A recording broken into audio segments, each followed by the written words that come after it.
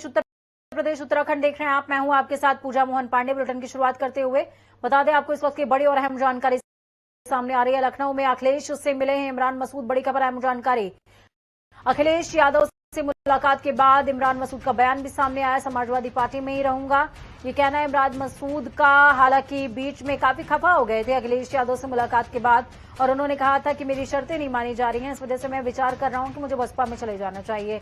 इमरान मसूद ने चुनाव लड़ने से इनकार किया है, इस तरीके से सूत्रों के हवाले से खबर सामने आ रही है। हालांकि ऐसा भी कहा जा रहा है कि अखिलेश यादव हो सकता है कि 2 टिकटों पर विचार विमर्श करें, और इस मुलाकात की जो तस्वीर वायरल हो रही है वो भी आपको दिखा रहे हैं। सहारनपुर से इमरान मसूद के करीबी को जिला अध्यक्ष का भी पदभार दिया गया है। तो बड़ी खबर, अहम जानकारी इस वक्त की सूबे से सामने आ रही है। तो बड़ी खबर, अहम जानकारी। इमरान मसूद ने चुनाव लड़ने से इनकार किया है। अखिलेश यादव से मुलाकात हुई है। लखनऊ में अखिलेश से मिले हैं इमरान मसूद जो कि से जिन्होंने रवानगी ली, ये कहते हुए कि ऐसा नहीं है कि मैं कांग्रेस की वफादार हूं, ऐसा भी नहीं है कि कांग्रेस ने मुझे कुछ नहीं, लेकिन हाँ, मुद्दा सियासत को अगर देखा जाए, विधानसभा चुनावों के नजर कांग्रेस का बेहतर भविष्य मुझे नजर नहीं आता, इस वजह से मैं सपा ज्वाइन कर रहा हूं। तौकीर आप साथ में जुड़ चुके हैं ग्राउंड जीरो से, फोन लाइन पर जुड़े हैं। तौकीर, कुछ अपडेट है? इमरान मसूद की मुलाकात हुई, ऐसा कहा जा रहा है कि 2 पर चर्चा हो सकती है। देखिए, इमरान मसूद को लेकर काफी कंट्रोवर्सी हुई, क्योंकि इमरान मसूद ने जब पार्टी ज्वाइन की थी तो मैंने बात करने की कोशिश की थी। इमरान मसूद का कहना था कि उन्होंने बिना शर्त अखिलेश यादव को समर्थन दिया है।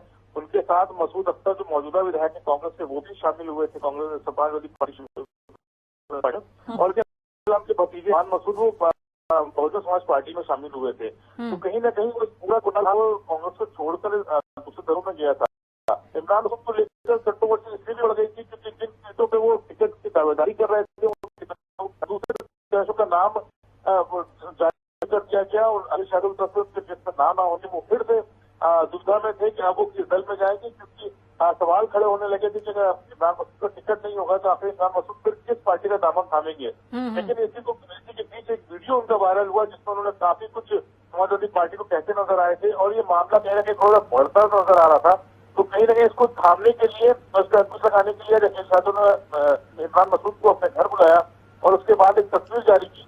माना जा रहा है कि जो आज वहां का जिला अध्यक्ष को बदला गया है, किसी के कहने पे, इमरान मसूद के कहने पर ही जिला अध्यक्ष में बदला गया है, क्योंकि जो अंजुम है ये काफी करीबी माना जाते हैं इमरान मसूद के। तो फिलहाल जो तस्वीर है अब सहारनपुर की थोड़ी सी बदल चल रही है, तो इमरान मसूद नजर आ रहा है। ठीक है, बहुत शुक्रिया तौकीर हमारे साथ जुड़ने के लिए, हम साझा करने के लिए। तो मौजूदा वक्त में जिस समय सियासी कला से जूझ रहा है सूबा, क्योंकि चुनाव आने वाले हैं, इस बीच वैश्विक महामारी की भी दस्तक सूबे को चिंता की लकीरें दे रहा है। वैश्विक महामारी के खिलाफ उत्तर प्रदेश में लगातार मोर्चे पर डटे हुए सीएम योगी ने तीसरी लहर के साथ ओमिक्रॉन से बचाव के लिए ग्राम प्रधानों के बाद आज पार्षदों से भी बातचीत करी थी। वर्चुअल संवाद के दौरान सीएम योगी आदित्यनाथ ने पार्षदों को उनकी जिम्मेदारियों से अवगत कराया। मुख्यमंत्री ने कहा कि प्रदेश में ओमिक्रॉन के साथ ही कोरोना वायरस संक्रमण की तीसरी लहर को देखते हुए चुनावी हैट्रिक लगाने वाली भारतीय जनता पार्टी अब 22 में चौथी बार कमल खिलाने के लिए अपने चुनावी चाणक्य गृह मंत्री अमित शाह को मैदान में उतार रही है। वेस्ट में यूपी टिकट नहीं मिलने से खफा अपनों को मनाकर अमित शाह फतेह की रणनीति बनाने का काम करेंगे। बीजेपी ने अपनों संग बैठक कर शिकवे दूर करने का जिम्मा भी पूरी तरीके से शाह को सौंप दिया है। 21 जनवरी यानी कि कल मेरठ में शाह भाजपा के उत्तर प्रदेश के पार्टी के उम्मीदवारों के साथ में बैठक करेंगे, जीत का मंत्र देते हुए नजर आएंगे। सपा सांसद आजम खान के बेटे अब्दुल्ला आजम खान जेल से बाहर आने के बाद सक्रिय राजनीति में नजर आ रहे हैं। अब्दुल्ला आजम ने रामपुर की समाजवादी पार्टी कार्यालय में कार्यकर्ताओं को संबोधित किया। इस दौरान पिता आजम खान के साथ जेल में गुजारे गए 23 महीनों का जिक्र भी उन्होंने किया। पिता की तबीयत खराब होने के समय आईसीयू में भर्ती होने के अब्दुल्ला आजम ने रुंधे गले से इस सियासी लड़ाई और महीनों का जिक्र भी उन्होंने किया। पिता की तबीयत खराब होने के समय आईसीयू में भर्ती होने की बात सोचकर उनकी आंखों में आंसू भी छलक आए। अब्दुल्ला आजम ने रूंधे गले से इस सियासी लड़ाई को सीधे तौर पर सरकार से होना बताया। इसके अलावा वो अपने विरोधियों पर सियासी तीर छोड़ने से भी नहीं चुके। जिम्मेदारी बहुत बड़ी, मुकाबला बहुत बड़े लोगों से,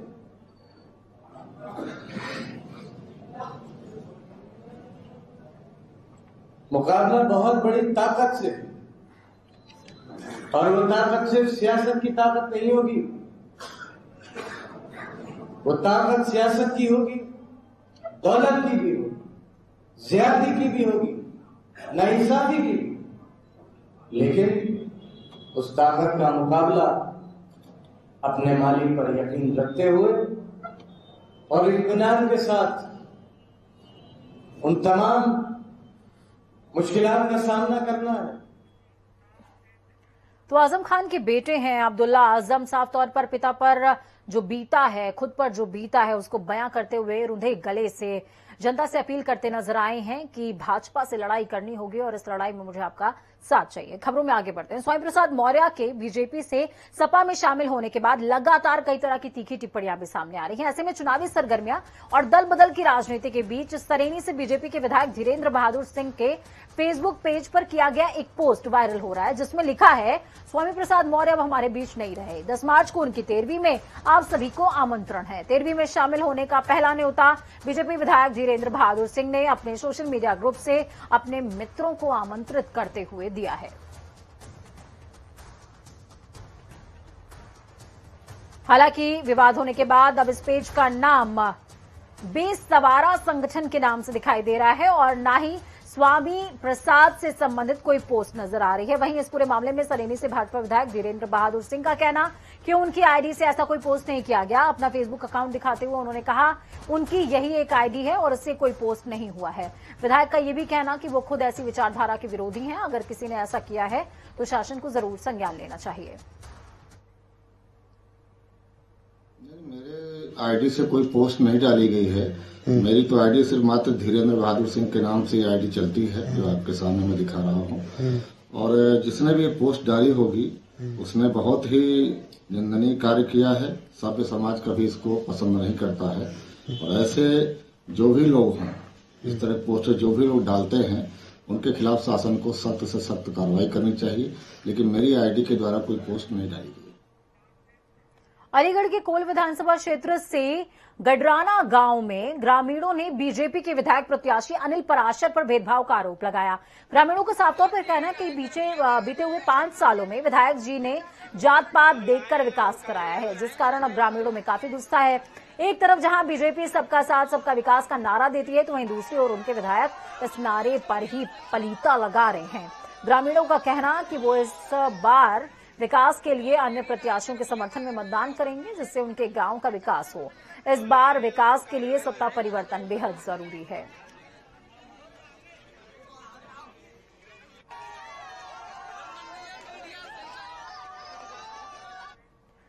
तो अलीगढ़ क्षेत्र की जो ये तस्वीर आप देख रहे थे, हो सकता है कि आम इंसान या हम और आप इस क्षेत्र में रहना भी ना चाहें, तो ग्रामीणों का गुस्सा लाजमी भी है। खबरों में आगे बढ़ते हैं। उत्तर प्रदेश के जनपद रामपुर में दूसरे चरण के लिए मतदान होना है, जिसको लेकर शहर विधानसभा सीट काफी हॉट सीट बनी हुई है। कारण ये कि यहां से समाजवादी पार्टी ने आजम खान पर पूरा भरोसा जताया, तो कांग्रेस से पूर्व मंत्री नवाब काजिम अली खान चुनावी मैदान में हैं। वहीं बीजेपी ने पूर्व मंत्री शिव बहादुर सक्सेना के बेटे आकाश सक्सेना पर दांव खेला है। आपको बता दें, आजम खान इन दिनों सीतापुर की जेल में बंद हैं। ऐसे में उनके विरोधियों की ओर से उन्हें अपराधी बताकर उन पर सियासी निशाना जरूर साधा जा रहा है। ऐसे में बीजेपी और कांग्रेस के प्रत्याशी आजम खान को अपराधी बताने से बिल्कुल भी नहीं चूक रहे हैं। हमारा जो चुनाव है रामपुर का, वो सीधा सीधा कांग्रेस से चुनाव है हमारा। और जिस तरीके से जो आजम के अत्याचार जो रामपुर में रहे थे, तो वो मुझे नहीं लगता कि अब वो हमारे मुकाबले की भी दौड़ में है। इसलिए मैं अपना मुकाबला सीधा नवाब खानदान से मानता हूं। रामपुर की जनता को जिस तरीके से नवाबों ने शुरू से गुलाम रहा है, तो मैं चाहता हूं कि रामपुर की जनता इस गुलामियत से बाहर निकले। चुनाव तो अभी शुरू हुआ है, अभी नॉमिनेशंस तो 21 से ही हैं, परसों से नॉमिनेशंस होंगे, तो अभी मैदान में देखें कौन कौन प्रत्याशी आते हैं। कुछ पार्टियों ने तो घोषणा करी दी है कौन कौन लड़ेगा, लेकिन अब नॉमिनेशन के बाद पता चलेगा कि कौन कौन मैदान में। खैर जो भी लड़े, लेकिन मैं तो चुनाव में आगे हूं, क्योंकि मैं जो चुनाव में अपने आप को मैंने प्रत्याशी के तौर पे मैं आया हूं, वो ज़मीनी मुद्दों पे ऊपर आया हूं, जो मकामी मसाइल हैं उनके ऊपर आया हूं, क्योंकि जब तक अपना घर सिक्योर नहीं होगा तब तक कोई फायदा नहीं। पहले बाहर तो बाद में देखें, लेकिन पहले अपने घर को महफूज रखना बहुत जरूरी है। यहाँ जो आवाम प्रदेश में चुनाव के मद्देनजर चंदौली जनपद के कलेक्ट्रेट से मतदाता जागरूकता एक्सप्रेस रवाना की गई। उप निर्वाचन अधिकारी एडीएम उमेश कुमार मिश्रा ने एक्सप्रेस को हरी झंडी दिखाकर जनपद के अन्य स्थानों के लिए रवाना किया है। यह एक्सप्रेस पूरे जिले के चारों विधानसभाओं के प्रमुख कस्बा और बाजारों में जाकर लोगों को एलईडी में सजीव प्रसारण करके मताधिकार के प्रति और उनके अधिकारों के प्रति सचेत करने का काम करेगी। उप निर्वाचन अधिकारी उमेश कुमार मिश्रा ने बताया कि निर्वाचन आयोग के निर्देश पर मतदाता जागरूकता एक्सप्रेस को संचालित किया जा रहा है। इसका सीधा उद्देश्य जनपद में घूमते हुए लोगों को मतदान के प्रति जागरूक करना है। जैसा कि सबको पता ही है कि विधानसभा के चुनाव हमारे होने वाले हैं और इस जनपद के 7 मार्च को चुनाव होना है। इसको दृष्टिगत निर्वाचन आयोग ने एक मतदाता एक्सप्रेस चलाई है, जो विभिन्न जिलों में जाकर अपना मतदाताओं में जाकर उनका प्रचार प्रसार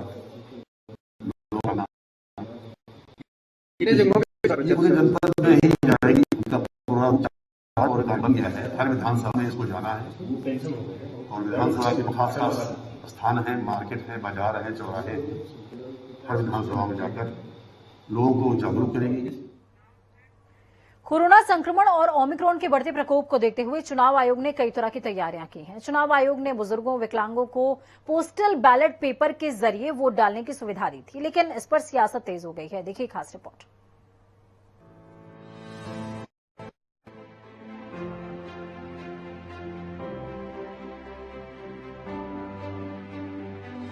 भारतीय निर्वाचन आयोग ने कहा था कि 80 वर्ष से अधिक उम्र वाले बुजुर्गों और विकलांगों को घर से इस बार पोस्टल बैलेट के जरिए मतदान कराने का सुविधा दिया जाएगा, लेकिन अब इस पर भी सियासत तेज हो गया है। सपा मुखिया अखिलेश यादव को इस फैसले पर भरोसा नहीं है। उनका कहना है कि हम सपा के समर्थकों से कहेंगे कि आप मतदान स्थल पर जाकर ही वोट डालें। नहीं, उसके पक्ष में नहीं है समाजवादी पार्टी। समाजवादी पार्टी ने अपील की है अपने लोगों से कि बूथ पर वोट डालेंगे जाके। इस पर भाजपा के डॉक्टर समीर सिंह ने पलटवार करते हुए कहा कि अखिलेश यादव पर भरोसा नहीं है। अखिलेश यादव जी को निर्वाचन आयोग पर भरोसा नहीं है, संविधान भरोसा नहीं है, कानून व्यवस्था पर भरोसा नहीं है। अखिलेश यादव को अब अपने आप पर भी भरोसा नहीं है। सीनियर सिटीजन और दिव्यांगों के लिए निर्वाचन आयोग ने कहा है कि कोरोना के नाते हम इनको बैलेट बॉक्स से मतदान करने की अनुमति देते हैं। ये स्वागत है। अखिलेश जी, आपको ईवीएम पर भरोसा नहीं है, आपको निर्वाचक पर भरोसा नहीं है, कब आप बैलेट की वकालत हैं कि बैलेट से वोट पड़ना है, और कभी आप जब निर्वाचन आयोग उनके लिए बैलेट बॉक्स की बात करता है तो आपका बैलेट बॉक्स कभी नहीं है। आप स्पष्ट करिए कि उत्तर प्रदेश की जनता पर आपका भरोसा नहीं है और जनता का आपके ऊपर भरोसा नहीं। जनता टीवी के लिए लखनऊ से जया सिंह की रिपोर्ट। उत्तराखंड विधानसभा चुनावों के लिए भाजपा ने प्रत्याशी जारी। केंद्रीय नेतृत्व ने 59 सीटों पर प्रत्याशियों की घोषणा की। मुख्यमंत्री पुष्कर भी खटीमा से चुनाव लड़ने वाले हैं, उनके नाम पर मुहर लगाई गई। आपको बता दें, बुधवार को दिल्ली में हुई पार्टी की केंद्रीय चुनाव समिति की बैठक में प्रदेश भाजपा की ओर से भेजे गए दावेदारों के पैनल पर चर्चा की गई थी, जिसमें ज्यादातर सीटों पर सहमति बनी।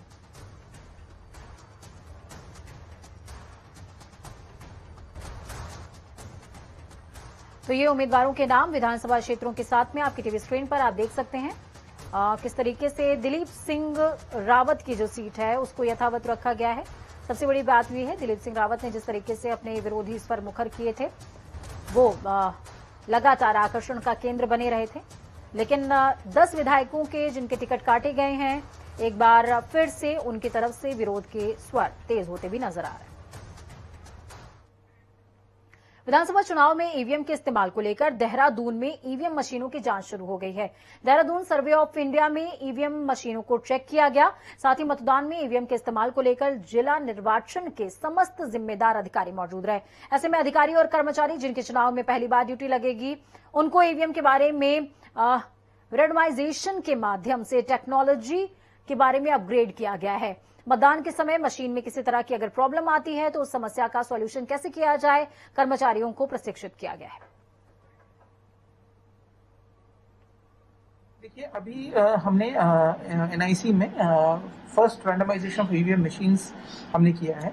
इससे ये अभी क्लियर हो गया है कौन कौन सी मशीन्स जो है कंट्रोल यूनिट, बैलेट यूनिट और वीवीपैट जो है कौन कौन से विधानसभा क्षेत्र के लिए आवंटित हुए हैं। ये जो पॉलिटिकल पार्टीज के सामने किया गया था और इसकी पूरी संपूर्ण जो प्रोसीडिंग्स हैं इसकी वीडियोग्राफी भी की गई है। इसके उपरांत जो है सेकेंड रैंडमाइजेशन होगा पोलिंग जो मशीन्स हैं। भाजपा ने पुरोला विधानसभा क्षेत्र से कांग्रेस के नेता दुर्गेश लाल को अपने पाले में कर लिया है। सांसद नरेश बंसल की उपस्थिति में प्रदेश भाजपा कार्यालय में दुर्गेश ने साथियों के साथ भाजपा की सदस्यता ग्रहण करी। आपको बता दें, दुर्गेश लाल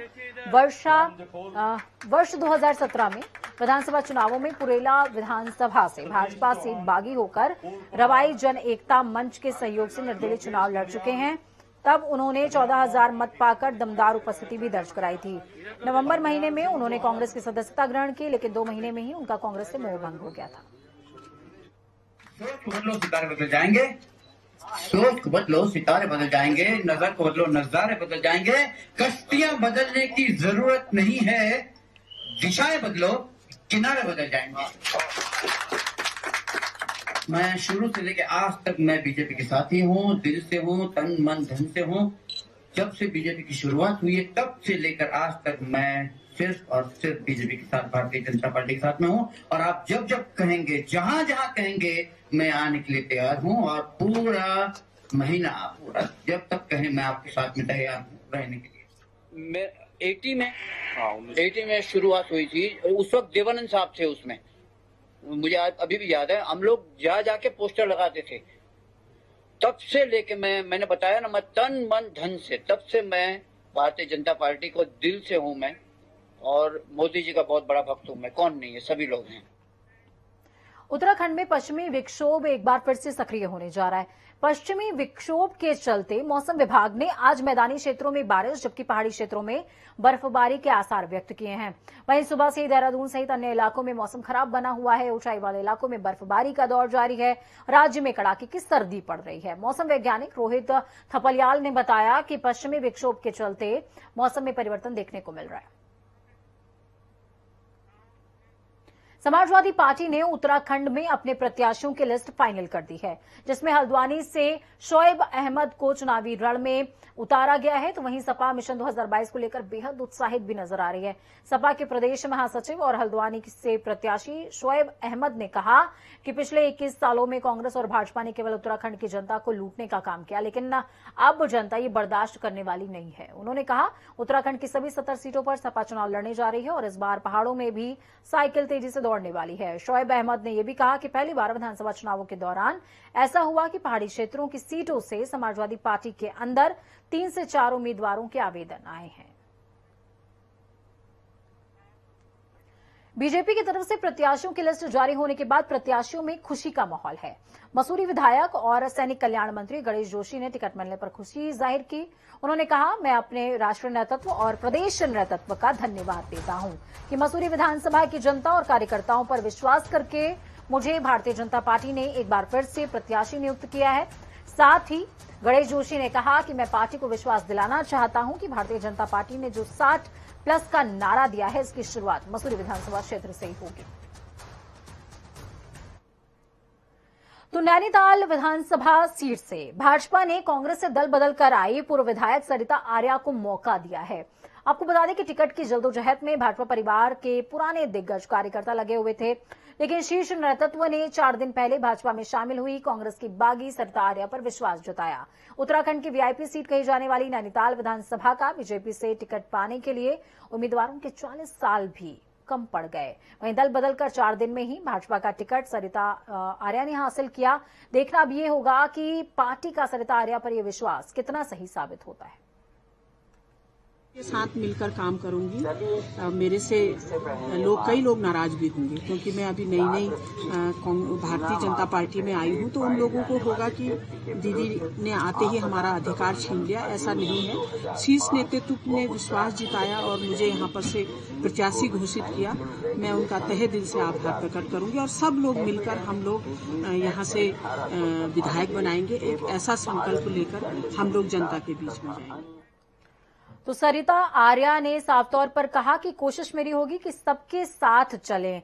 हालांकि भारतीय जनता पार्टी बोलते बोलते उनके मुंह से कांग्रेस निकलना नहीं भूला। वक्त यहां पर छोटे से ब्रेक के उस पार खबरों का सफर लगातार जारी है।